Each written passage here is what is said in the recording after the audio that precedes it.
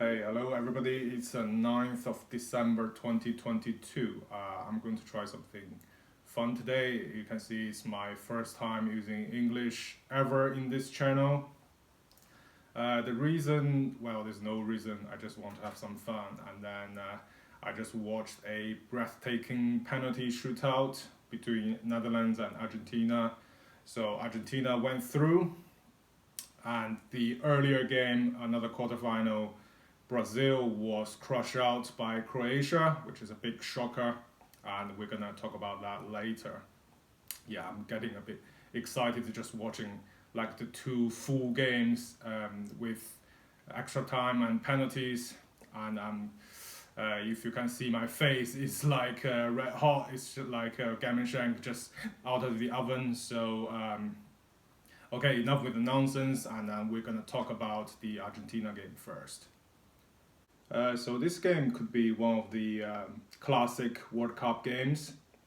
So Argentina was 2-0 up until like 80 minutes, and then Netherlands have get one back from a header and almost the last kick of the game. They equalized, and then going into the extra times, no team scores, and then in the penalties. Martinez, which is the Argentina keeper, was the hero, and then helped Argentina through. And let's talk about the first half first. So first half, both teams really didn't create anything, and they tried to keep possession. They tried to attack, and it's brilliant to watch. But both teams really didn't create any clear cut chances. But the difference is the God man, the Mr. You know who, is Messi, and he got the ball in the middle, and then he got a through ball to the Argentina teammate, and then it's a one-on-one, and then it's easily finished. The main essence of this goal is because the Messi's pass, and then when I was watching this pass, the playback again, I didn't even spotted the route of that pass. So it's like Messi have that vision, and he have the like the sense of the his teammates moving, and then he found that path. Is when I watched it, it's like I wanted to like shake my hand. I'm supporting Holland, but when I see that, it's still like I'm quite excited. So that's one of the reasons we watch football, is it to see the top players doing top things in the biggest stage, which is like World Cup knockout stage, two big teams head to head, and then he can still find that quality, and then when you watch it, it's absolutely world class. So Messi once again is the difference. And going into the second half, really both teams didn't create many chances.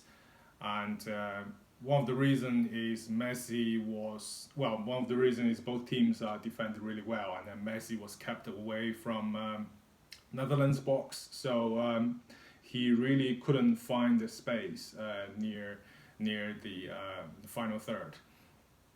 But there's like accident that the Argentina left back got the ball like just inside the box, and then Dumfries, the Netherlands defender, it's like Acuna tried to turn back, and then Dumfries stick his leg, like tripped Acuna. It's definitely penalty. It's inside the box. I believe there's no controversy in there. And then Messi took a very cool, calm penalty. There's a pace change to trick the keeper. He saw the keeper move first, and then put the ball into another side, and then it's a brilliant penalty. And it's 73 minutes. Messi scored the penalty. And then until that point, I believe the game was put to bed, and because Holland really created nothing, and then Argentina like was deserved to go through. But on 78 minutes, it's like Holland subbed on another center forward, which is a tall guy. So they have two center forward, and suddenly they started to play long balls into the box and then use their height. And Virgil van Dijk is also like going forward and then almost never come back. It's like three big guys in front and then try to play straightforward long balls to create threat. And then after that, is Holland suddenly have loads of chances. It's like before 78 minutes, they created nothing. So and Argentina suddenly found themselves really struggling to cope with the long balls. And then it's on 83 minutes actually. It's only 5 minutes that sub center forward Weghorst scored a brilliant header. It's a crossing, and then there's still a big distance to the goal, and then he just guided the ball to the far corner. It's a really good header, and then game was 1-2. So still 7 minutes plus the added time. And I remember the injury time was like 10 minutes. And then actually the highlight of the game is when Holland got a free kick in a very dangerous position in the last minute. So it's actually about the last kick of the game. It was a stupid free kick to give away by Otamendi, the Argentina defender. He just pushed the Holland center forward to the floor, and then that free kick was the essence of the normal time of the game. Is Holland players just roll the ball lowly to his center forward, and then with one touch, got the angle, and then hit the ball to the far corner. It's brilliant. I think it's planned on the training ground because nobody thought it's a last shot. We thought it's going to be a direct kick, a direct shot, but it's a they have the guts to try to use their plan to at this final stage to get the equalizer, which is brilliant to watch.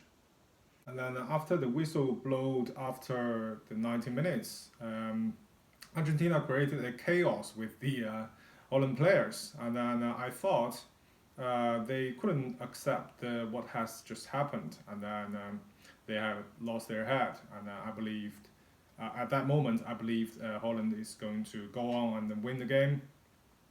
But when extra time started, after 30 minutes extra time, I saw what happened was Argentina kept their cool head. They tried to pass the ball around, and then Holland couldn't get the ball almost. And then Argentina created several chances, especially almost the last kick again of the extra time. They hit the post and almost killed the game. So I think in the extra time, definitely Argentina was the better team. And then coming into the penalties, there's nothing a lot to say. It's Martinez, the Argentina goalkeeper, has saved the first two penalties of Holland. So it's pretty much just lay the tune of what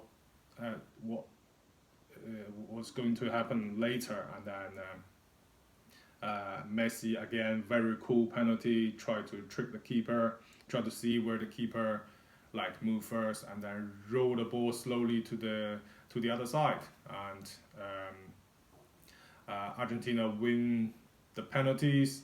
And I believe after the whole game, the normal time, extra time, Argentina was the better team. But I think Holland has played like their spirit, although overall they didn't play well, they didn't create much, but the long balls at the last few minutes of the normal time really worked, and then they fight back to drag this game into the extra time and then penalties, and then I believe they played also really well. Okay, now Brazil. So when you wake up in the morning, You see the news, it's a big shocker, but if you watch the whole game, there's nothing surprising there. I always believe Neymar is the biggest problem of Brazil, although he played well in against the South Korea. But what South Korea's performance, I believe, is absolutely unacceptable. It's not World Cup level. So Brazil play that game, get early goal, and with no pressure, all those big stars, big names have played their football. Um, so I believe that game doesn't say anything. It probably have a negative impact to Brazil team because they feel they are brilliant, but I believe their feeling is above their level. They are not that good actually. Um, the problem with Neymar is when he got the ball, he likes to take the ball like far away from the box and then start from static. So if you take the ball, try to dribble across one or two opponents, then I believe that the moment of chance has gone. So when you take the ball static, then your opponent will go back to their position and then wait for you to come. It's really unnecessary. So um, you don't have to do that. It's like without Neymar, I've seen some Brazil moves without Neymar in the previous games. They move brilliantly. Everybody is running in position and try to create space for each other. But with Neymar in the team, he is like the big boss, try to dictate the Brazil attacking. Um, but really, it didn't work. This game, he scored a brilliant goal. It started from him. Don't get me wrong, that goal is fantastic. He got the ball and then passed to Rodrigo. Rodrigo come back to him, and then he passed to another one too, and then he dribbled around the goalkeeper. It's one of the best goals in this World Cup. But Brazil couldn't rely on that one moment. So it needs a high level performance throughout the game to constantly winning to win the World Cup. You don't rely on those moments to win the World Cup. So I always believe the Neymar is the biggest problem, and I didn't see this coming so early. Croatia is a good team, but it's not that that sharp. I would say they have qualities. They have Modric, which is almost the best midfield in the world, and Kovacic is really good. With those two engines in the midfield, but they are not sharp enough. They don't harm the Brazil defense too much.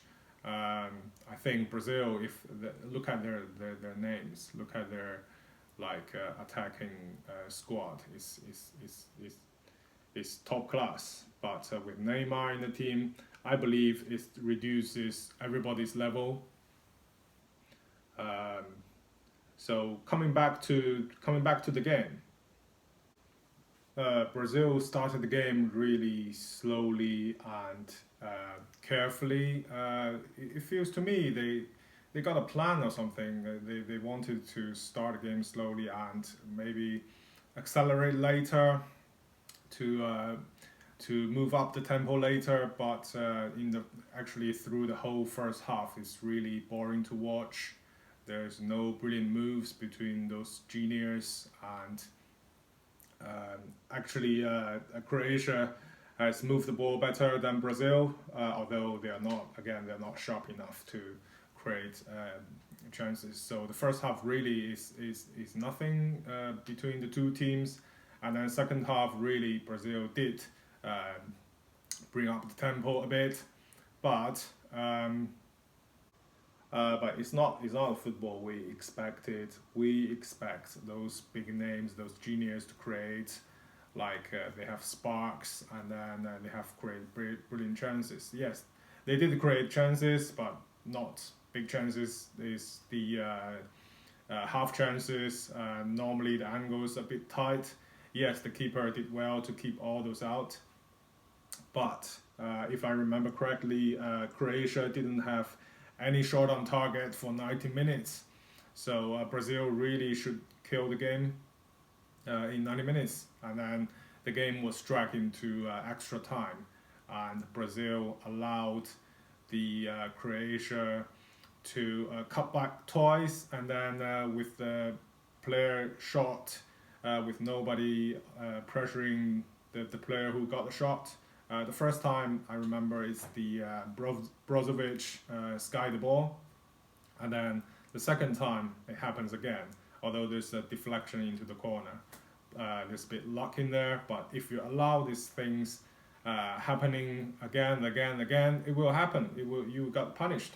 You couldn't kill the game. So and then later is the penalties. On penalties, it's always a 50-50. You never know what's going to happen. So I believe Brazil deserved to go out.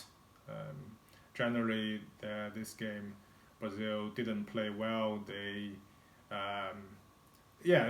got big names, and then we got high expectations, but they are nowhere near it. So they were crushed out. No surprise. Okay, so tomorrow, Morocco against Portugal. Morocco is the biggest surprise of this World Cup, and then we'll see what happens tomorrow if Ronaldo starts. Big question there. And in the evening is the England against France. Ooh, that's the big one tomorrow, and biggest test for England. So I will hopefully see you tomorrow. Bye bye.